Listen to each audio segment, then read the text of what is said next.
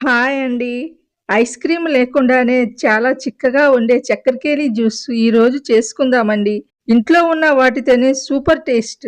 దీనికోసం ముందుగా బాగా పండిన చక్కెరకేళి పండ్లను తీసుకుని ఇలా చిన్న చిన్న ముక్కలుగా కట్ చేసుకోవాలి. ఇప్పుడు ఈ ముక్కలన్నిటిని మిక్సీ జార్‌లో వేసుకోండి. ఇందులోనే ఒక పావు కప్పు వరకు పంచదార వేసుకోవాలి. పంచదార మీ తీపికి తగినట్లుగా చూసుకుని వేసుకోండి. ఇప్పుడు ఇందులో కొద్దిగా పాలు పోసి మెత్తగా మిక్సీ పట్టుకోవాలి.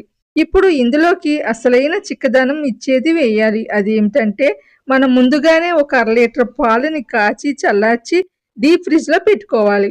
పాలు ఇలా గడ్డ కట్టే వరకు ఉంచి ఆ పాలగడ్డల్ని చిన్న చిన్న ముక్కలుగా చేసి ఇప్పుడు ఈ మిక్సీ జార్‌లోకి వేసుకోవాలి.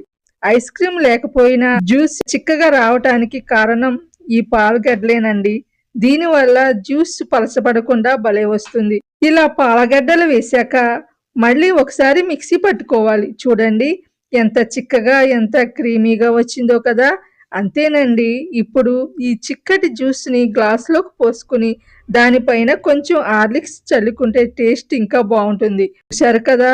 ఐస్ క్రీమ్ లేకుండానే ఎంత చిక్కగా జ్యూస్ చేసుకోవచ్చో మీరు కూడా తప్పకుండా మీ ఇంట్లో ట్రై చేసి ఎలా వచ్చిందో మాకు కామెంట్ చేయండి. ఈ వీడియో నచ్చితే లైక్ చేయండి.